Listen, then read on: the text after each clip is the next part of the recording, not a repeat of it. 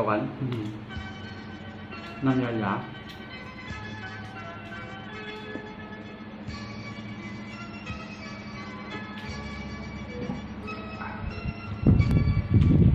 เครื่องอ่ะ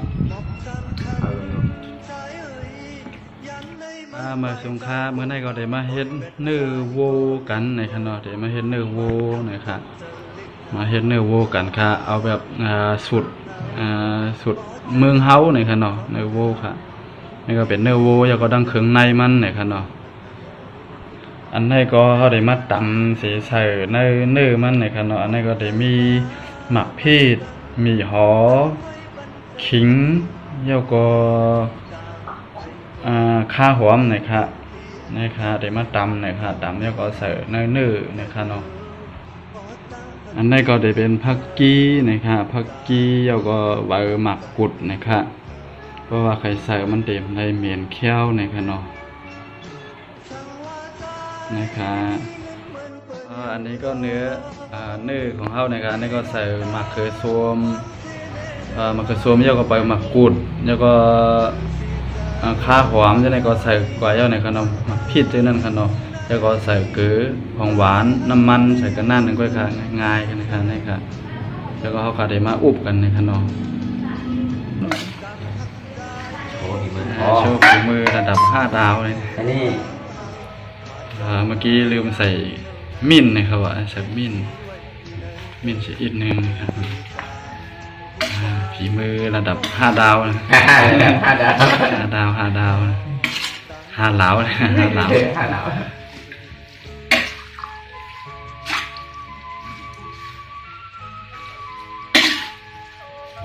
พี่ตะวันนี่อยู่ที่บ้านเมื่อกี้เนี่ยเห็นลงเฟซเนี่ยว่าพี่ตะวันทำอุ้ย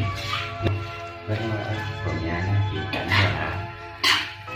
เมื่อวานโชว์ทำไม่มีอะไรทำอ่ะอยู่บางทีมันก็ไปเที่ยวนะไปเที่ยวแล้วก็ถ่ายเอาก็ได้มั้งเราพาแล้วต้นกินเยอะเลยครับหน้าก็จะเป็นจังไรนะครับ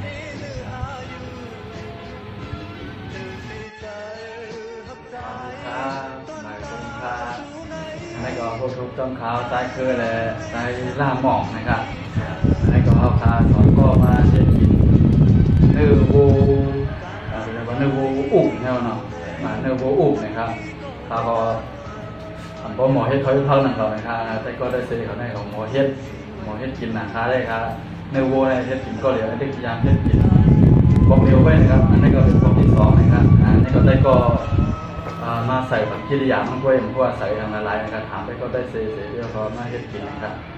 หันไปก็ได้เสียเฮ็ดเรื่องเรามันหวานกินแล้วมากินหวานนะครับเนาะกินหวานกินแล้วมันว่ากินกับแก้มกินกับเราเนี่ยว่ากินกับข้าวเราหวานดีนะครับเนาะแต่ว่าใครกินหมอเฮ็ดอันนี้ก็มาโจได้ก็ได้เสียเฮ็ดกินนะครับนี่ก็นะครับพา2ก็เดี๋ยวมากินควายนะครับเนาะมากินควายนะครับพูดเลยครับผมงั้นกินกันเลยกันนะ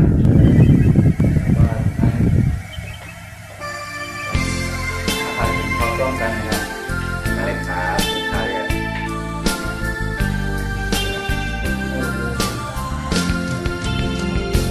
คิงมือยามเขากัดมึงไตถึงมามีดำเนื้อมันจะบอกมีเครื่องใน2 เดียวนะครับเนาะเครื่องในเป็นห้องสังเกตบนตาแบบนี้แต่ว่ากินหวานนะครับเที่ยวแล้วมันจะมีอยู่นิดก็คนเราเลยการย่างหวานมึงไตลายพี่เยาย้ำไหนใครเจอวุ่นขึ้นมึงไตอยู่ลำทางลืมที่เกิดดินเฮาจังขึ้นมือเหินเยาวยำเร็วในเป็นมือเยาว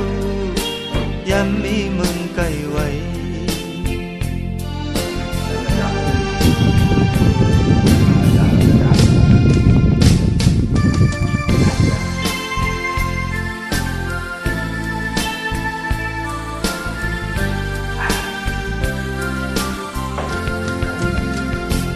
คิงมือยาม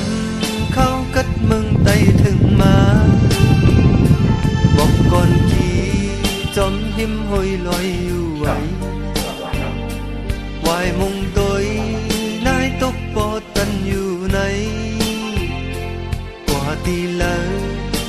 กัดเนื้อเจออยู่ไว้เมื่อเลี้ยวไหนเฮาไหลผาดยานไก่เมืองไตหลายปีเอายามไหนใครเจอวุ่นขึ้นเมืองไตอยู่ปันจางลำตีกดดินเฮาทำจางขึ้นมือเฮินเยาวยามเลี้ยวไหนทำเป็นมือเยาว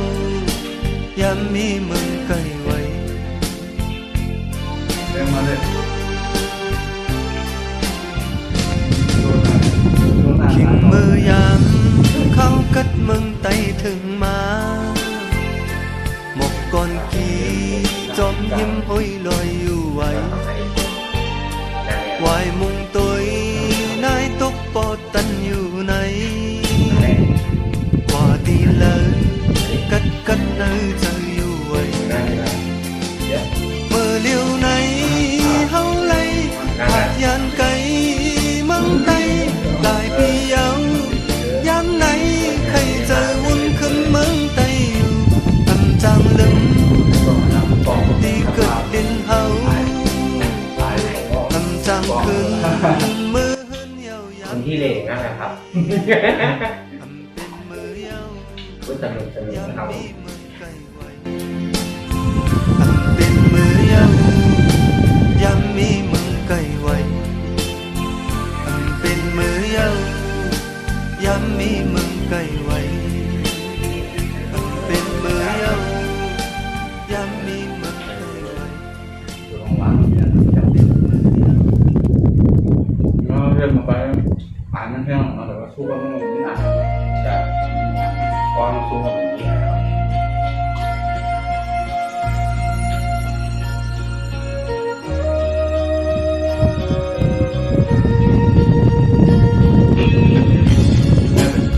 รายเดือนครับ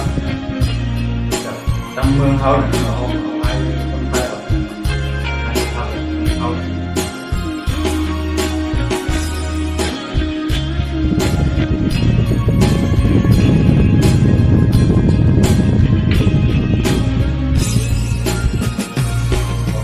กันอยากจะ